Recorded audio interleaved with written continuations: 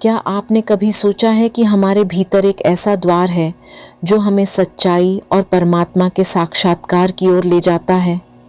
संत महात्मा हमें बार बार इसी 10वें द्वार की ओर ध्यान केंद्रित करने के लिए प्रेरित करते हैं। यह 10वां द्वार, जिसे 10वीं खिड़की भी कहा जाता है, हमारे भीतर का वह रहस्यमयी मार्ग है जो आत्मिक उन्नति का मार्गदर्शन करता है। लेकिन यह मार्ग इतना सरल नहीं है। इसे समझने और इस पर चलने के लिए हमें सुमिरन और भजन के माध्यम से अपने भीतर की यात्रा पर निकलना होता है। हर संत और महात्मा हमें इस शरीर के 10वें दरवाजे तक पहुंचने की बात सिखाते हैं। वह कहते हैं कि जब तक हमारे अंदर का यह 10वां दरवाज़ा, जिसे 10वीं खिड़की भी कहा जाता है, नहीं खुलता, तब तक हमें पता नहीं चलेगा। यही कारण है कि सुमिरन और भजन करने पर जोर दिया जाता है। हमें बताया जाता है कि एक दिन किसी भी स्थिति में हमें इस 10वें दरवाजे तक पहुंचना होगा। अब सवाल उठता है कि यह 10वां दरवाज़ा कौन सा है? यह 10वीं खिड़की कौन सी है? इसे समझने के लिए पहले यह जानना ज़रूरी है कि हमारे शरीर में कुल 9 द्वार हैं। ये हैं 2 आँखें, 2 कान, 2 नाक के छिद्र, 1 मुख और नीचे की ओर 2 द्वार मलमूत्र के लिए। ये सभी 9 द्वार हमें बाहर की ओर खींचते हैं, हमारी चेतना को बाहरी दुनिया में उलझाते हैं।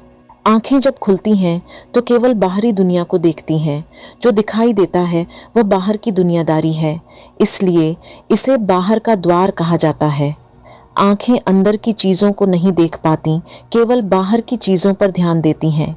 इसी तरह कानों से हम सब कुछ सुनते हैं, अच्छा हो या बुरा, लेकिन यह आवाज़ें भी बाहर से ही आती हैं, इस संसार से। नाक की स्थिति भी यही है। नाक केवल वातावरण में फैली सुगंध या दुर्गंध को महसूस करती है। मुख स्वाद लेता है और बोलता है। जो कुछ भी ग्रहण करता है वह भी बाहरी है। मलमूत्र के द्वार भी केवल बाहर की ओर खींचते हैं। अब आते हैं 10वें द्वार पर। यह एकमात्र द्वार है जो अंदर की ओर खुलता है, इसीलिए बाकी 9 द्वारों की अपेक्षा इसे अधिक महत्व दिया जाता है। यह द्वार अंदर की चीज़ों को देखता है, अंदर की आवाज़ों को सुनता है। यह बाहर की चीज़ों को नहीं, बल्कि आत्मा की गहराई में छिपे सत्य को प्रकट करता है। यही कारण है कि सुमिरन और भजन पर इतना जोर दिया जाता है, ताकि हम इस द्वार को खोल सकें और सच्चाई तक पहुंच सकें। कबीर साहब अपनी बानी में कहते हैं, गगन गुफा में झाड़े जो मेह, पवन पतासा बहे सनेह। इस पंक्ति में कबीर साहब यह समझा रहे हैं कि जब साधक ध्यान और सुमिरन के माध्यम से अपने भीतर के आत्मिक स्तर पर पहुंचता है, तो वहाँ आत्मिक वर्षा, मेह होती है जो उसके मन और आत्मा को शुद्ध करती है। यह शुद्धिकरण प्रेम की हवा, पवन पतासा के साथ होता है, जो आत्मा को मिठास और आनंद से भर देती है।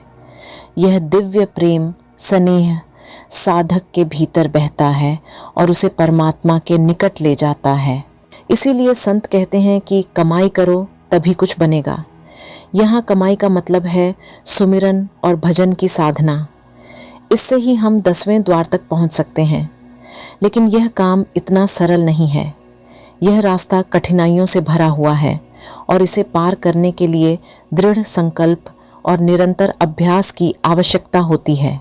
अब सवाल यह उठता है कि हम में से कितने लोग इस मार्ग पर चलकर सफल हुए हैं, कितने लोग इस द्वार तक पहुँचे हैं। हम में से अधिकांश तो इन 9 द्वारों की प्रबलता के कारण अपने लक्ष्य से भटक जाते हैं। यह 9 द्वार हमें बार बार बाहर की ओर खींचते हैं और हमें अंदर की ओर बढ़ने से रोकते हैं। संत कहते हैं कि इस कठिन यात्रा के लिए हमें एक सरल रास्ता अपनाना होगा। यह रास्ता धरती की शक्ति को समझने और उसे साधने से जुड़ा हुआ है। धरती अपने आप में एक महान शक्ति है।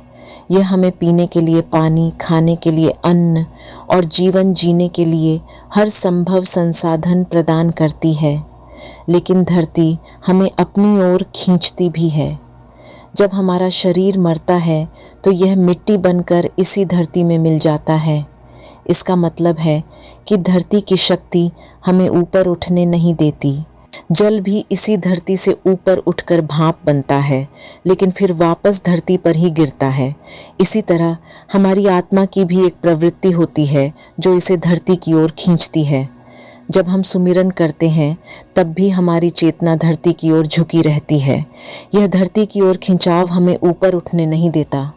इससे बचने के लिए हमें एक ऐसा आसन बनाना होगा जो धरती से हमारा संपर्क न होने दे।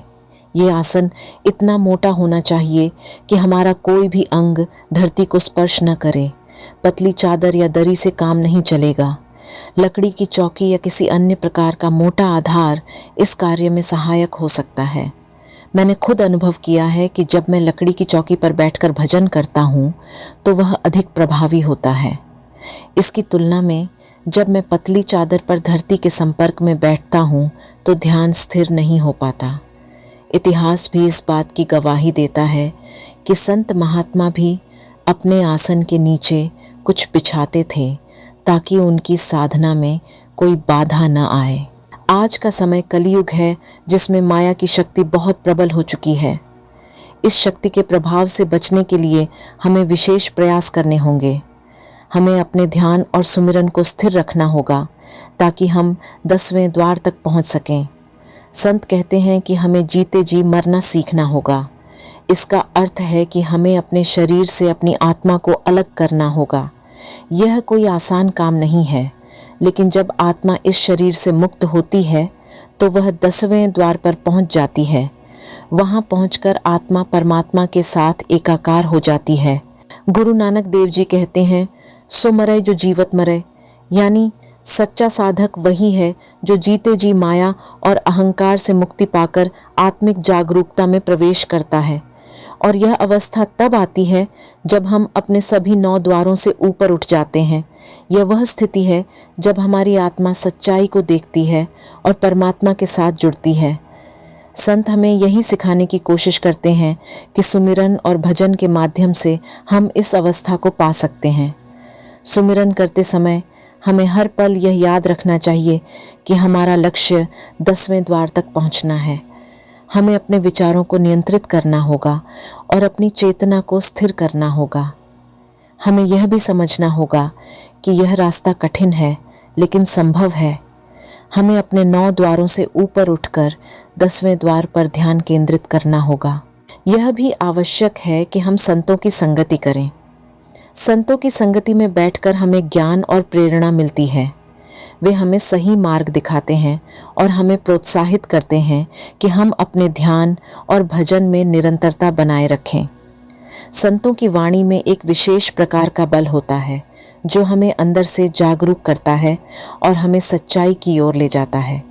संतों का जीवन और उनकी शिक्षा हमें यह सिखाती है कि हमें अपनी आत्मा को इस शरीर के बंधनों से मुक्त करना होगा। इसके लिए हमें अपने मन को शांत करना होगा और अपने ध्यान को गहराई में ले जाना होगा। जब हमारा ध्यान गहरा होगा तभी हमें सच्चाई का अनुभव होगा। इस यात्रा में हमें कई बाधाओं का सामना करना पड़ेगा। माया हमें बार बार अपनी ओर खींचेगी।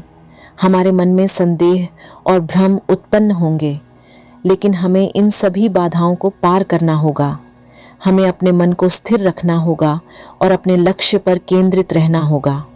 10वां द्वार वह द्वार है जो हमें परमात्मा के घर की ओर ले जाता है। जब यह द्वार खुलता है तो हमें सच्चाई का अनुभव होता है। हमें अपने जीवन का सही उद्देश्य समझ में आता है।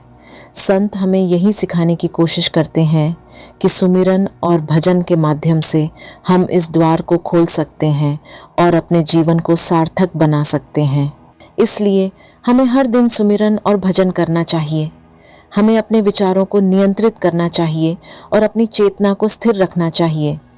हमें यह समझना चाहिए कि यह यात्रा कठिन है, लेकिन इसे संभव बनाने के लिए हमें संतों की संगति में रहना चाहिए और उनके मार्गदर्शन का पालन करना चाहिए।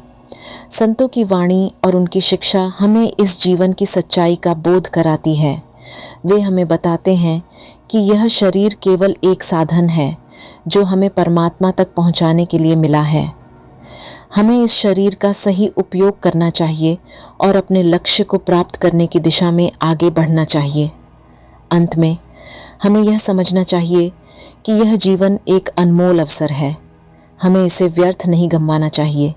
सुमिरन और भजन के माध्यम से अपने जीवन को सार्थक बनाना चाहिए और 10वें द्वार तक पहुंचने का प्रयास करना चाहिए। यही हमारे जीवन का उद्देश्य है और यही संत हमें सिखाते हैं।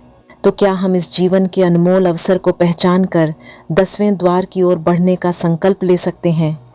यह जीवन एक अनमोल सौगात है और इसे सार्थक बनाने का एकमात्र तरीका है सुमिरन और भजन के माध्यम से आत्मा की शुद्धि और परमात्मा से जुड़ाव। संत महात्मा हमें यही शिक्षा देते हैं कि अपने भीतर के 9 द्वारों से ऊपर उठकर 10वें द्वार तक पहुंचने का प्रयास करें। जब यह द्वार खुलेगा तभी हमें सच्चे आनंद और शांति का अनुभव होगा। यही हमारा परम लक्ष्य है और यही इस जीवन की सच्ची प्राप्ति है। हमारा लक्ष्य है कि हम आपको सच्ची रूहानियत के मार्ग पर चलने के लिए प्रेरित करें ताकि आप अपने जीवन को अधिक सार्थक और शांतिमय बना सकें। आज के समय में कई तरह के अंधविश्वास हमें असली रूहानियत की गहराई से दूर ले जा रहे हैं। हमारी यह विनम्र कोशिश है कि आपको सच्चाई और आत्मिक शांति की ओर ले जाया जाए। यदि यह प्रयास आपको पसंद आया हो तो कृपया इस संदेश को साझा करें ताकि और लोग भी इस ज्ञान से लाभान्वित हो सकें और अपने जीवन में नई रोशनी ला सकें।